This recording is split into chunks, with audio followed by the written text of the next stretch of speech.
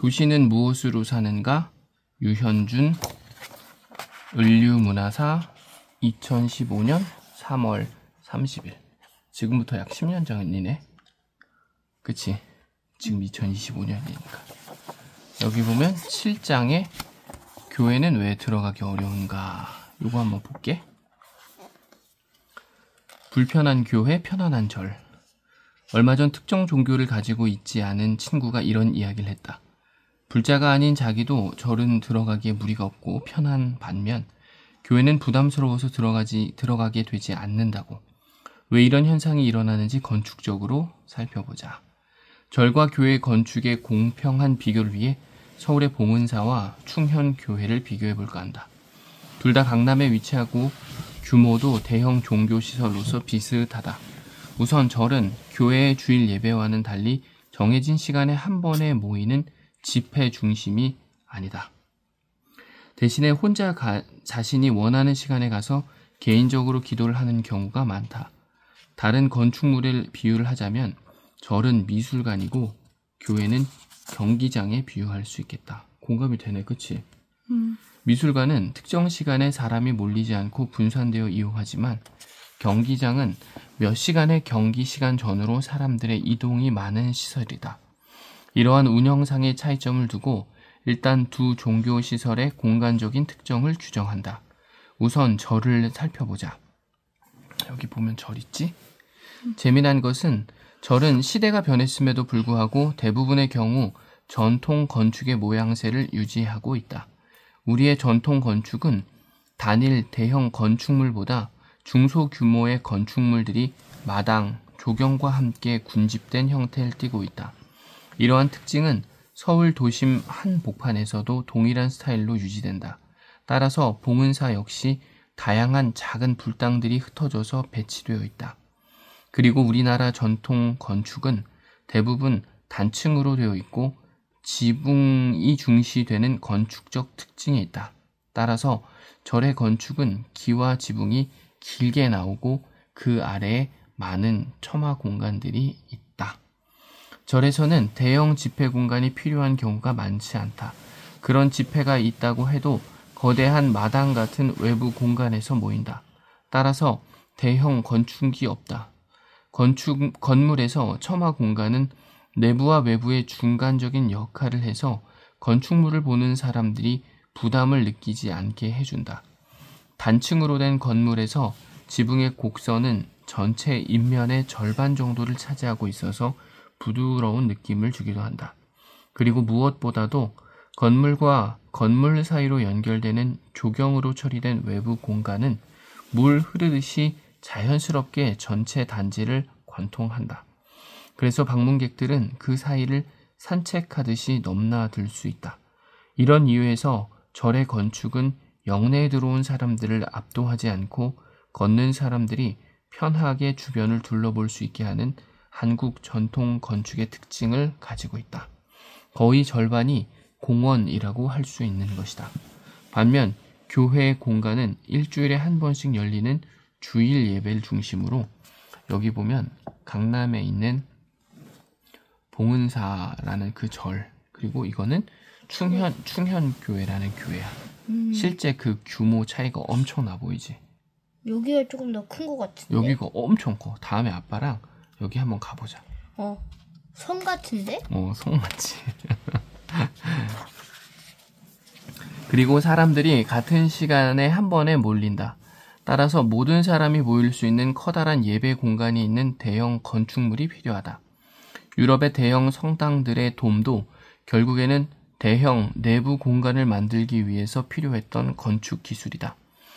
주로 교회의 도심 내에 위치하기 때문에 향후 건축물이 추가되어도 계획된 외부 공간 없이 그저 옆에 땅에 지어지는 경우가 대부분이다. 이런 이유에서 교회는 절에 비해서 모든 건축물들이 상대적으로 크고 외부 공간은 고려되어 있지 못하다. 유럽의 대형 교회는 사실 규모가 크지만 항상 그 건축물의 크기와 비슷한 규모의 광장이 앞에 있고 광장 주변에 상점들이 위치해서 자연스럽게 시민을 위한 대형 외부 공간을 제공하게 된다. 이러한 공간 구조가 생긴 배경은 예배당을 지을 때 돌을 쪼아야 하는 작업 공간도 필요한데 광장이 그 역할을 했기 때문이다. 그리고 그 작업장 주변으로 공사 인부들을 위한 가게들이 생겨나면서 도시가 형성된다. 수십 년의 성당 공사가 끝나면 그곳은 빈 광장이 되어서 예배를 마치고 쏟아져 나오는 사람을 받는 도심 속 중요한 외부 공간으로 만들어지게 되는 것이다. 하지만 우리나라의 교회 건축물들은 대형 예배당만 있을 뿐 교회 주변에 광장 같은 외부 공간이 없다. 아주 가끔 빈 공간이라도 주차장 정도가 있을 뿐이다. 너무너무 아빠는 이 말이 공감이 돼. 유럽에 가보면 대형 예배당이 있는 그곳 앞에는 거의 빠짐없이 넓은 광장이 있거든. 그래서 뭔가 빡빡해 보이는 느낌이 덜 했는데 우리나라는 교회는 대형화돼서 건물은 있는데 그 앞에 그 이상의 크기로 광장은 없거든. 그래서 좀 답답해 보이는 것 같아. 어쨌든 나는 제 이해가 안 되는 3학년이야. 그렇지. 난 이해가 안 된다. 다음에 아빠랑 기회 되면 유럽 가서 큰 교회들과 그 앞에 있는 광장들 보자. 그래. 어. 아메리카 대륙이랑 아시아 대륙 딴 나라 여행은 가봤는데 유럽 여행은 못 가봤네. 그래, 한번 꼭 가보자. 우리 같이 기도해보자. 응.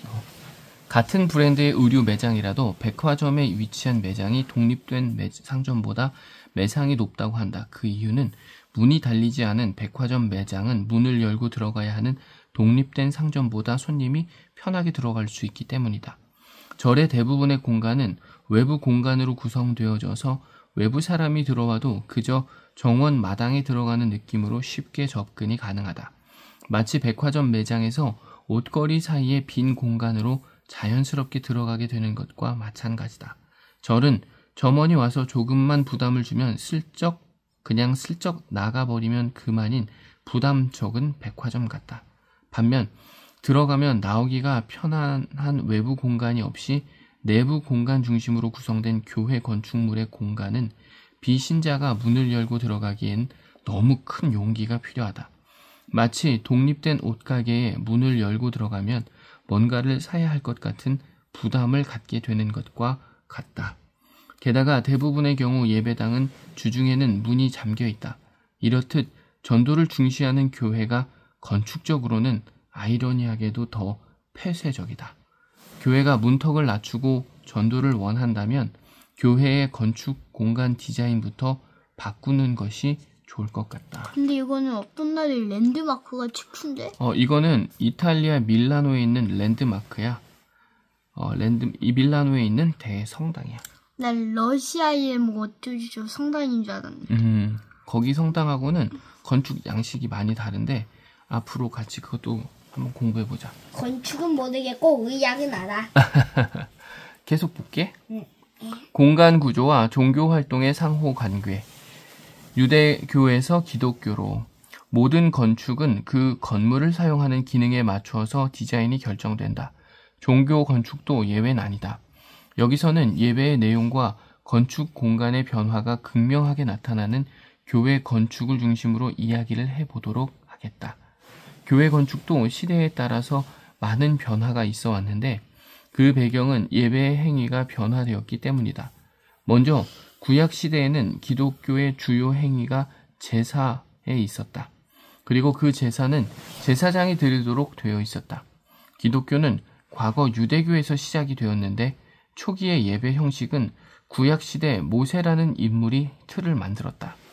구약 성경을 보면 모세가 하나님으로부터 지시를 받고 설계했다고 전해지는 교회의 첫 번째 유형인 모세의 성막이 나온다. 이를 이해하기 위해서는 이스라엘 민족의 역사를 살펴볼 필요가 있다. 이스라엘은 잘 알려진 대로 아브라함부터 그 족보가 시작된다. 아브라함은 이삭을 낳고 이삭은 쌍둥이 형제인 에서와 야곱을 낳았다. 그리고 이 쌍둥이 형제 중에서 동생이었던 야곱이 12명의 아들을 낳았는데 그 중에 요셉이라는 아들이 형들의 시기를 받아서 이집트의 노예로 팔려가게 되었다. 하지만 그것이 전하 위복이 되어서 요셉은 이집트의 국무총리가 되었고 이스라엘 지역에 기근이 들어왔을 때 야곱의 모든 가족이 이집트로 이민을 가게 된다. 아브라함 때 하나님이 처음 가나안 땅을 줄 것을 약속하신 장면이 나오는데, 그때 아브라함은 동물들을 절반으로 잘라서 광야에 펼쳐놓고 하나님의 불이 그 사이를 지나갔다는 이야기가 나온다. 당시의 모든 종교적 행위들은 대부분 동물이나 사람을 죽여서 피를 흘리게 해 제물로 삼는 것들이었다. 어떤 종교는 자신의 자녀를 제물로 바치는 경우도 있던 시절이다. 이런 제사는 동물을 잡고 각을 뜨고 고기를 불에 태우는 식으로 진행된다. 말이 좋아 제사지 거의 도살장과 고깃집이 함께 있는 거라고 봐야 한다. 이집트에서 노예 생활을 하던 이스라엘 민족은 이집트에서 나와 지금의 이스라엘이 위치한 가나안 땅으로 간다. 남자 어른의 숫자만 60만 명이었다고 성경에 나오니 어린이와 아이까지 합치면 100만 명이 넘는 인구였다고 추산된다. 이집트에 들어가기 전 70명이었던 인구가 이렇게까지 급증하게 된 것은 본래 유목사회였던 이스라엘 민족이 이집트에 정착하면서 농경사회로 그 경제 구조가 바뀌게 된 것이 가장 큰 이유이다. 400년을 이집트에서 살면서 인구가 폭발적으로 늘어난 이스라엘이 광야로 다시 나왔을 때는 농경사회에서 다시 유목사회로 그 변화가 이루어져야 하는 상황이었다. 재미난 사실은 당시 민족 지도자인 모세는 40세까지는 이집트의 왕자로 살면서 당대 최고의 농경사회를 기반해 둔 이집트 문화를 습득한 후 살인죄를 피해 미디안 광야에서 망명생활을 하게 되면서 뒤늦게 양치기를 하며 유목사회 기술을 40년간 배우게 된다. 농경사회와 유목사회 두 가지 지혜를 체득한 모세는 40년간의 광야에서 텐트 치고 사는 생활과 100만 명이 넘는 사회를 조직화하는 일이라는 두 마리 토끼를 잡을 수 있는 준비된 인재였다. 12명의 형제로 시작하여 100만 명이 넘는 사회가 된 이스라엘 민족, 그리고 이들이 민족 대이동을 하면서 가나안으로 들어가야 하는 과도기에 이스라엘은 종교적인 딜레마가 있었다. 그것은 이집트 노예 시절의 농경사회가 가지고 있던 이집트의 종교성을 이스라엘 고유의 유대교에서 없애야 하는 것이다. 그 모습은 우상을 만들어서 문제가 되었던 성경 속의 금송아지 사건으로 잘 드러난다. 이집트에서 나온 지 얼마 안 되어서 모세가 십계명을 받으러 시내산에 올라갔는데, 당시에는 모세와 파트너로 이스라엘 민족을 이끌었던 모세의 친형인 아론이 이스라엘을 이끌고 있었다. 모세가 한 달 넘게 보이지 않자 동요하던 이스라엘은 눈에 보이는 금 송아지를 만들어서 그 송아지가 자신들을 이집트에서 이끌어낸 여호와 하나님이라고 숭배한다. 이 금 송아지는 사실 농사를 짓는 이집트가 다산과 풍요의 상징으로 모시는 신들 중에 하나였다. 이스라엘 민족은 자신을 이끄는 여호와를 눈에 보이는 존재로 만들어서 좀 더 구체적으로 믿고 싶었을 뿐이었다. 하지만 이것은 눈에 보이지 않는 것을 믿어야 하는 기독교의 가장 중요한 교리에 위배되는 행위였다. 따라서 이는 크게 책망받을 일이 된 것이다. 이 사건은 400년 넘게 이집트에 살면서 체득하게 된 농경사회의 종교성과 아브라함부터 시작된 전통 유대교와의 갈등을 상징적으로 보여주는 사건이다. 다시 건축으로 돌아가 보자. 당시에 모세는 이동하면서도 예배를 드릴 수 있는 예배당을 디자인했는데, 그 구조는 장막을 이용해서 담장을 치고 그 안에 텐트를 치고 또 그 안에 커튼을 쳐서 공간을 마당, 성소, 지성소라는 세 가지로 구분한 것이었다. 전 민족이 이동을 하다가 한 군데 잠시 정착을 하게 되면 정착한 진영 가운데에 이 성막을 짓고 그 안에서 제사를 드렸다. 제사의 형식은 앞서 말했듯이 양을 도살하여 피를 흘려서 제단에 뿌리고 고기는 태워서 연기를 하늘로 보내는 것이었다. 이 모든 과정은 레위 지파 사람들만 할 수 있었는데, 레위 지파 사람들이 이 동시에 성막의 모든 텐트와 제사 집기들, 그리고 가장 중요한 성궤를 운반하였다. 모세의 성막 공간은 세 가지로 나눠진다. 첫 번째는 담장과 텐트 사이의 공간인 성막의 마당이다. 여기 보면 여기가 이렇게 마당이야? 이 공간에는 물두멍이라고 해서 제사장이 손을 씻는 커다란 물동이가 있었다. 여기 물동이 보이지? 광야에서 이동하면서 물이 얼마나 귀한지 상상해보면 이 물두멍이 얼마나 귀중한 요소인지 알 수 있다. 이 물두멍이 발전해서 지금도 성당의 입구에는 성수를 담아놓은 작은 그릇이 있는 것이다. 이 마당 공간에는 민간인들도 진입이 가능했지만 거기까지가 그들이 갈 수 있는 공간이었다.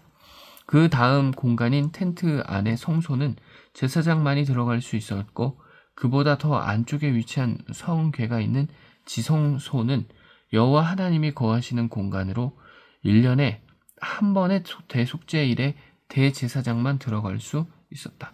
여기 보면 여기가 성소고 여기 이렇게 막혀 있는 거 보이지? 원래 이게 쫙 막혀 있는 건데 이 안쪽이 지성소라고 하는 거야. 근데 여기 큰 물동이에서는 제사장만 손 씻을 수 있어? 글쎄 내가 알기로는 그렇거든. 그러면서 그 일반 사람들은 손 안 씻어? 더럽다. 제사를 위해서 손을 씻고 몸을 씻는 거거든. 아. 혹시 대제사장이 들어가서 심장마비라도 일으켜서 죽으면 그 시체를 가지러 들어갈 수도 없었다. 그렇기에 대제사장은 지성소에 들어가기 전에 발목에 방울을 달고 밧줄을 묶고 들어갔다. 그래서 혹시 심장마비 같은 것으로 대제사장이 죽으면 방울 소리가 나지 않을 것이고 그렇게 되면 밧줄을 당겨서 시체를 끌어냈다고 한다. 이렇듯 성소와 지성소 사이의 커튼은 공간을 둘로 나누어서 여호와 하나님의 공간과 인간의 공간으로 나뉘었다. 신약에서 예수가 십자가에서 죽은 후에 일어나는 현상으로 지성소와 성소를 나누는 이 커튼이 위에서 아래로 찢어졌다고 나온다. 이 사건은 하나님과 인간 사이의 죄로 인해 막혔던 관계가 예수의 십자가 죽음으로 해소되었다는 것을 상징적으로 보여주는 사건이다. 둘로 나뉘었던 공간이 하나가 되었다는 것이다. 마치 예전에 남자와 여자가 같은 안방에서 식사를 해도 겸상을 하지 않고 밥상을 따로 차려 먹다가 개화 이후 근대에 들어서면서 같은 식탁에서 먹는 것과 마찬가지라고 할 수 있다. 하나님의 평평한 공간을 나눈다는 것은 함께하는 공간에 거하는 사람들이 같은 신분이라는 것을 말한다. 그런 면에서 커다란 운동 경기장이나 영화관 같은 공간은 민주화된 현대사회를 잘 보여주는 건축 형식이다. 지금까지 유대교의 예배 공간이 어떻게 운영되었는지 설명해 보았다. 이렇듯 소수의 대제사장들이 제사를 드리던 것이 예전의 공간이었기에 대규모로 집회를 할 필요가 없었던 것이 과거 모세의 성막이다. 이렇던 것이 이스라엘이 정착을 하게 되고 사울 왕을 처음으로 다윗, 솔로몬으로 이어지는 왕정 체제가 3대째 이루어지면서 세 번째 왕인 솔로몬은 비로소 돌로 성전을 짓게 된다. 솔로몬 성전 건축은 큰 상징적인 의미를 가진다. 이전에는 성전을 이동 가능한 천막으로 만들었다면 이제는 움직이지 못하는 돌로 만들어진 성전을 지은 것이다. 이는 이스라엘이 유목사회에서 농경사회로 경제 구조가 완전히 정착되었음을 보여주는 상징적 사건이다. 하지만 이 성전은 로마의 침공으로 파괴된 후 아직까지도 재건축이 안 되고 있다. 가끔 TV에서 예루살렘의 통곡의 벽 앞에서 랍비들이 울면서 기도하는 장면이 나오는데 그 통곡의 벽이 솔로몬 성전의 기초 부분이다. 웬만하면 돌로 만들어진 건축물은 시간이 지나도 남아있게 마련인데 솔로몬 성전이 이렇게 된 이유는 당시 제사 집기들이 모두 금으로 되어 있었는데 로마가 침공했을 때 성전에 불이 나서 집기가 다 녹아서 돌 사이로 들어갔다고 한다. 그래서 그 금을 빼내기 위해서 돌을 다 드러냈고 그 과정에서 건축물이 모두 파괴되었다는 것이다. 난 금 버릴 것 같은데 그냥. 또 힘들어. 너무 귀하잖아. 비싸고. 그래도 힘들 것 같아. 또 드러냈다가 또 다시 지었다가. 그럼에도 불구하고 그 수고를 감내할 만큼 큰 가치가 있는 부분이어서 아마 그랬을 것 같아. 난 이해가 안 되네. 솔로몬의 성전 당시에도 제사가 주된 예식의 형식이었고 대규모로 군중이 모여서 설교를 듣는 형식의 예배는 아니었다. 따라서 대형 공간을 지을 필요는 없었다. 그러던 기독교가 크게 변화를 맞이하게 된 것은 예수의 십자가와 부활 이후다. 민족의 종교였던 유대교가 큰 전환을 맞이해서 전 인류의 기독교로 바뀌게 되었는데 이 과정에서 바울이라는 인물이 큰 역할을 하였다. 바울은 당시 길리기아 다소 지방에서 태어난 부유한 집안의 자식이었다. 다소 지방은 그리스 문화와 헬라 문화가 접하는 지역으로 그곳에서 자란 바울은 이중 언어를 자유롭게 구사하는 사람이었다. 지금으로 치면 재미교포라고나 할까? 두 개의 문화권에 모두 노출되어 있는 그는 그리스 철학도 잘 알면서 동시에 랍비로부터 배워서 유대교의 교리에도 능통한 사람이었다. 이러한 학문적 배경이 있었기에 유대교의 교리를 헬라적 철학적 사고의 틀에 담아 유럽에 전파할 수 있었던 것이다. 신약에 와서 가장 큰 변화는 제사가 없어졌다는 것이다. 이유는 예수가 희생양이 되어 한 번의 십자가형으로 제사를 대신하게 되었고 그 사실을 믿기만 하면 되는 기독교가 된 것이다. 이는 건축에서도 커다란 변화를 가져온다. 과거의 성전은 동물을 잡고 제단에 피를 뿌리고 고기를 태우는 제사의 행위가 주된 예배의 행위였는데 예수가 전 인류를 대신하여 십자가에서 피를 흘리는 제사를 다 수행했기 때문에 기존의 제사 행위가 필요 없게 된 것이다. 대신에 그 자리에는 제사를 대신하는 예수님의 업적과 교리, 스토리들이 전파되어지는 설교가 대신하게 되었다. 프로그램이 바뀌게 되면 건축의 외형도 바뀌는 법이다. 기독교 초기에는 워낙 로마의 탄압이 심했기 때문에 카타콤이라는 지하 무덤에서 숨어 예배가 행해졌다. 초대 기독교인들은 이런 무덤 속의 지하 교회에 숨어 소수로 모여 예배를 드렸다. 그러던 것이 콘스탄티누스 대제가 기독교를 로마의 국교로 지정하면서 음지에서 양지로 나오게 된다. 자연스럽게 집회의 규모가 갑작스럽게 커지는데 그 모임을 담을 수 있는 건축물이 없었다. 급한 대로 당시에 가장 큰 사람이 모일 수 있는 당시의 법정이나 상업거래소로 사용되던 바실리카라는 건물에 모여서 예배를 드리게 되었고 이것이 이후에 발전해서 성당의 원형이 된 것이다.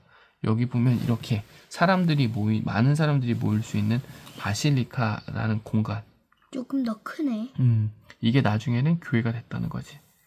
공간의 구성으로 보면 교회의 원형은 대형 집회를 할 수 있는 바실리카의 평면에 로마 시대 때 모든 신을 섬기는 공간으로 디자인된 판테온의 돔이 합쳐져서 나온 건축 공간이다. 최초의 대형 교회라 할 수 있는 것은 현재 이스탄불에 있는 하기야 소피아이다. 하기야 소피아는 판테온에서 발전한 형식이다.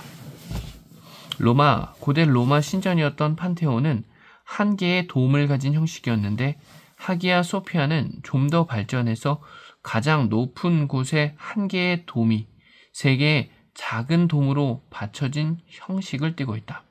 이렇게 해서 만들어진 교회는 시대를 거듭하면서 빛이 더 많이 들어오는 공간을 만들기 위해서 고딕 양식의 성당이 만들어지게 되었다. 고딕 성당의 원리는 간단하다. 기독교에서 빛은 곧 하나님의 임재를 상징한다. 따라서 많은 빛이 이를 위해 필요했고 이를 위해서는 큰 창문이 필요했다. 큰 창문을 만드는데 가장 큰 걸림돌은 벽이었다. 당시 건물은 지붕을 벽이 받치고 있었는데 그 벽에 창문을 크게 뚫으면 건물이 무너지게 된다. 그래서 플라잉 버트레스라는 장치를 만들어서 지붕의 하중을 양 옆으로 전달시켰고 덕분에 하중을 덜 받아도 되는 벽에는 큰 창문을 뚫은 것이다. 창문에는 유리로 창을 막아야 했는데 당시 기술력으로는 유리를 완전한 투명판 유리로 만들긴 어려웠다. 유리라는 것이 작은 조각으로만 제작이 가능했고 게다가 불순물을 정화시킬 기술도 부족했다. 유리는 불순물이 들어가면 색을 띠게 된다. 예를 들어 철분이 많이 들어가면 이거 봐볼래지 않아? 여기가 조금 전에 설명했던 터키 이스탄불에 있는 하기야 소피아라는 성당이야. 터키에서 보물찾기에서 본 것 같은데. 다음에 우리 여기도 기회 되면 꼭 한번 가보자. 그 다음 요거는 스트라스부르크 대성당의 플라잉 버트레스라 그래서 요 플라잉 버트레스 요 보이지? 요 버트레스가 벽을 지지해줘서 큰 창을 만들 수 있게 만든 거래. 복잡하네. 이해했어? 근데 지금 10시 넘어가지고 나 이제 엄마한테 렌즈 껴달라 해야 돼. 그래? 그러면 우리는 여기까지만 보는 건 어떨까? 여기 몇 장 안 남았어? 3장? 좋아. 자, 아빠가 한번 읽어볼게. 예를 들어서 유리에 철분이 많이 들어가면 녹색을 띈대. 이렇듯 여러 가지 불순물이 들어간 다양한 색의 작은 조각 유리를 밀랍으로 이어붙이면서 스테인드 글라스가 창조된 것이다. 우리 교회에 스테인드 글라스 있잖아. 그거 색깔 있는 유리. 조각들 붙여서 그림 만든 거. 그게 여기 봐봐. 그 불순물이 들어간 다양한 색깔의 작은 유리 조각들을 밀랍으로 이어붙여서 스테인드 글라스가 창조된 거래. 밀랍 인형이란 것도 있다. 밀랍이 접착제 같은 거. 이는 전화 위복이 되어 스테인드 글라스에 그려진 성화는 최초의 영화관처럼 글을 읽지 못하는 신도들을 감화시킬 수 있었다. 상상해보라. 지금 봐도 경외감이 드는 그런 돌로 만들어진 건축물에 생전 보지도 못한 총천연색 컬러 TV 같은 영상으로 보이는 성화가 사람들의 마음을 얼마나 움직였는지를. 당시에는 구텐베르크의 금속 활자가 발명되기 이전이었기 때문에 책은 모두 수도원에서 필사본으로 만들어져야 했고 대부분의 사람들이 성경책은 구경도 하지 못했다. 이렇듯 수도원은 일종의 출판사 역할을 했고 책이 집중된 수도원은 지식의 집중으로 인해 막대한 권력을 가질 수밖에 없는 사회 구조였다. 성경을 구경도 못하고 읽지도 못하는 우매한 대중은 종교 지도자가 말씀으로 전파하는 이야기를 듣는 길 외에는 하나님의 뜻을 알 수 없던 시절이었다. 감동적인 교회 건축물, 조각, 스테인드 글라스, 음악이 하나로 어우러져서 이들의 권력을 증강시키는 시청각 자료가 되었던 것이다. 더 많은 사람들이 모인다는 것은 더 많은 헌금이 모인다는 것을 뜻한다. 따라서 교회의 대형화는 신앙심뿐 아니라 경제적인 이유에서도 더 많이 진행되었던 부분도 있을 것이다. 좀 더 자세히 들여다보면 중세 르네상스 근대를 거치면서 교회의 평면도도 미세하게 변화해왔다. 특히 재미난 것은 하나님과 인간의 관계를 바라보는 시각에 따라서 교회의 평면도에 나타난 변화다. 과거 르네상스 시절까지만 해도 하나님과 사제는 두려움과 경외의 대상이었다. 그래서 가능하면 제단 쪽이 멀어 보이게 디자인했다. 유럽 성당 안에서는 세로로 긴 평면도에서 좁은 쪽에 사제가 서 있게 된다. 뒷자리에 있는 사람은 제단이 까마득하게 보였을 것이다. 이러한 배치 구성은 제단 쪽에 있는 사람의 권위를 세워주기에 적합한 평면이다. 그래서 혹 대지가 좁아서 제단이 가깝게 보일 수밖에 없는 조건일 경우 건축가는 제단이 멀어져 보이게 하기 위해서 제단 쪽으로 좁아지는 사다리꼴 평면을 만들었다. 르네상스 시절에 처음으로 투시도 기법이 정착되었고 이를 역이용하여 실제보다 멀어 보이게끔 디자인한 것이다. 하지만 근대에 와서는 반대로 하나님은 두려움의 대상이기보단 사랑을 주는 가까운 분으로 인식하는 경향이 있었다. 이를 반영한 교회가 근대 건축의 거장인 르 코르뷰지에가 디자인한 롱샹 성당이다. 이 성당은 제단이 있는 쪽이 사다리꼴의 넓은 변 쪽에 위치한다. 따라서 뒷자리에 앉아있는 신자가 제단을 바라볼 때 실제보다 가깝게 느껴지게 디자인되어 있다. 최근에 와서는 설교자의 위치와 성가대의 위치 등이 그 교회의 목회 철학을 반영하는 기준이 되기도 한다. 지금까지 교회 건축의 진화에 대해 살펴보았다. 기독교는 초기 제사 중심의 예배에서 군중 설교 체제로 예배 형식이 바뀌었기 때문에 교회 건축은 더욱더 대형 건축물화 되어갔다. 지금의 교회는 교육이 중요한 부분을 차지하고 있다. 80년대에는 베이비붐 세대를 거치면서 초, 중, 고생의 예배와 교육 공간이 많이 필요해지기도 했다. 지금도 교회 공간을 보면 대예배당만큼의 면적이 학생들의 예배 후 분반 공부 시간에 필요한 교실로 사용되고 있다.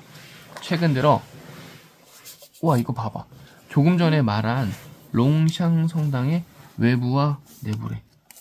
외부도 특이하고 이게 성당이래. 성당 같지 않지 근데. 이 안에 보면 우리가 생각했던 이전의 교회의 모습과는 정말 많이 다르네. 여기는 꼭 한번 가보자. 내가 아는 성당은 경복궁 같이 생긴 건데. 그런데 지붕이 삼각형으로 되어 있고 아래가 네모 모양이고 직사각형이고. 계속 읽어볼게. 응. 최근 들어 분당의 모 교회는 학교 건물을 임대해서 사용하고 있다. 학교는 주중엔 사용하고 교회는 주로 주말에 사용하는 대형 집회와 교육의 기능이 비슷하다. 따라서 학교 건물을 주말에 교회가 임대하여 사용하는 것은 기발한 생각이 아닐 수 없다. 그 교회의 경우 예배는 강당에서 드리고 분반 공부는 교실의 일부를 사용하고 있다. 마치 로마 시대의 초대 교회가 법정으로 사용하던 바실리카를 사용한 것과 유사한 형태라고 할 수 있다. 이러한 것이 정착화된다면 디자인 초기 단계부터 학교와 교회를 겸해서 사용할 수 있는 새로운 형식의 건축물도 가능하리라고 본다. 특히 기독교 재단의 사립학교를 소유하고 있는 교회는 생각해 볼 만한 이슈이다. 이건 정말 깊이 생각해 볼 부분인 것 같긴 해. 계속 볼게. 불교 사찰, 이슬람 사원. 지금까지 교회 건축의 경우를 살펴보았다. 그럼 간략하게 불교와 이슬람교의 건축도 살펴보도록 하자. 앞서서 언급했듯이 우리나라 사찰의 경우에는 조선시대 유교사회의 영향으로 산골에 많이 위치한다. 이웃나라인 일본의 경우처럼 도심 속 곳곳에 사찰이 위치하고 있는 것과 비교하면 상당히 다른 경향이다. 불교는 기본적으로 스스로 수양하고 깨달음을 얻는 것이다. 정해진 시간에 법회를 드리는 절도 있지만 예전부터 우리에게 인식된 불교는 마치 교회의 기도원처럼 개인적으로 본인이 원하는 시간에 혼자 가서 기도를 드리고 오는 좀 더 개별적인 느낌의 종교이다. 같은 시간에 한 번 모이는 것이 주가 되는 형식이 아니다. 사용자가 흩어져서 골고루 오다 보니 대형 실내 공간은 필요가 없었다. 석가탄신일 같은 특별한 절기에는 날씨가 좋은 때여서 외부 공간에 모여서 집회를 해도 무방하기 때문에 더욱더 실내 공간 위주로 발달하지 않았다. 그렇다면 이슬람의 경우는 어떨까? 이슬람은 중동 지역에서 주로 퍼져 있는 종교다. 이 지역은 예로부터 최근까지도 유목사회 기반이었다. 앞서서 모세의 성막을 설명하면서 언급했듯이 유목사회는 건축과는 거리가 멀었다. 항상 이동을 하기 때문에 특별하게 건축을 발전시킬 기회가 없었다. 그러던 이들에게 충격적인 사건이 하나 있었는데 그것이 로마 제국이 지금의 이스탄불인 콘스탄틴노플로 수도를 옮기면서 지은 하기야 소피아 성당이다. 당시 유럽에서도 가장 큰 규모의 건축물이었는데 천막만 짓고 살던 이슬람 민족에게는 얼마나 충격이었는지 상상이 간다. 처음 하기야 소피아 성당을 바라보던 이슬람 민족의 표정이 영화 인디펜던스 데이에 나오는 도시만한 UFO를 바라보던 사람의 표정이 아니었을까 생각된다. 이들이 처음이자 유일하게 접한 종교 건축물이 하기야 소피아 성당이었기에 훗날 이슬람 사원을 지을 때에도 하기야 소피아 성당을 원형으로 해서 지금까지 지어왔다. 이태원에 있는 이슬람 사원도 역시 하기야 소피아처럼 돔 건축 모양을 띠고 있다. 하지만 달라진 것이 있다면 이슬람은 기독교보다도 더 심하게 상징성을 배제하고 있기 때문에 모든 조각상과 성화를 배제하고 대신 글자와 문양을 통해 장식하게 되어 있다. 아라베스크 문양들은 이러한 배경에서 나온 것이다. 지금은 개조가 되어서 이슬람 사원으로 사용되고 있는 이스탄불의 하기야 소피아는 사람이 올라가서 기도하는 시간을 소리쳐 알리는 미날레트라는 탑 몇 개가 추가되었을 뿐 건축적으로는 그대로 사용하고 있다. 그 바로 옆에 새로 지어진 블루 모스크라는 건물은 하기야 소피아와 모양에서 별반 차이를 느끼지 못할 정도로 흡사하다. 교회 건축과 이슬람 사원의 가장 큰 차이는 아마도 신발을 벗고 들어가느냐, 신고 들어가느냐의 차이가 아닐까 생각된다. 사막지대인 이슬람에선 성스러운 공간에 들어갈 때 신발을 신고 들어가지 못하게 되어 있다. 구약 성경에서 모세가 여호와 하나님을 처음 만나는 장면이 나온다. 이 장면에서 떨기 나무가 불타는 곳에 다다르게 되는데 여호와가 이곳은 거룩한 곳이니 신을 벗으라고 말하는 이야기가 나온다. 야, 여기 보면 블루 모스크도 정말 하기야 소피아 성당과 너무너무 비슷하다. 그치? 혹시 랜드마크 아니야? 맞아. 여기 보면 하기야 소피아 성당이 여기 나왔잖아. 요렇게 생겼는데 요거는 블루 모스크. 너무 비슷하지? 이건 앞에서 찍은 것 같고 이건 위에서 찍은 마치 것 그런 것 같지? 이것은 중동 유목 문화의 특징인 것이다. 마치 우리나라에서도 집에 들어갈 때 신을 벗고 들어가는 것과 비슷하다. 아마 우리나라는 비가 많이 오는 몬순 기후여서 신발에 진흙이 많이 묻게 되었을 것이고 그래서 벗고 들어간 것이 아닐까 생각된다. 반면에 사막과 광야에서는 모래가 많았을 테니 깨끗해야 하는 공간에는 흙이 가득 들어간 신발을 벗고 들어가는 문화가 되었을 것이다. 그래서 이슬람 사원에 들어갈 때는 그들이 예전에 자신의 텐트에 신을 벗고 들어가듯이 신발을 벗고 카펫 위에서 기도를 드리게 되어 있다. 이렇듯 종교 건축물들은 다른 건축물들이 그러하듯이 그 지역의 기후, 풍토, 문화, 그리고 예배 형식에 맞추어 기능적으로 결정된다. 또한 신앙의 성격에 따라 사제와 신자의 공간을 구분하기도 하고 섞어 놓기도 한다. 과거 유럽의 성당에서는 평신도가 사제를 올려다보는 공간 구조였다면 최근 대부분의 교회는 복층화되면서 평신도가 설교자를 내려다보는 구성을 하고 있다. 이러한 것들 역시 교회 내에서의 평신도의 변화된 위상을 반영하는 것이다. 7장 교회는 왜 들어가기 어려운가에 대해서 우리 같이 한번 읽어봤습니다. 혹시 느낀 점 있어요? 이해가 잘 안 돼. 이해가 잘 안 되죠. 아빠도 이해가 잘 되는 부분이 있는가 하면 건축에 대한 지식이 부족해서 이해가 잘 되지 않는 부분도 조금 있었어. 어쨌거나 짧지 않은 분량이었는데 161쪽부터 182쪽이니까 거의 20쪽이거든. 함께 해줘서 고마워.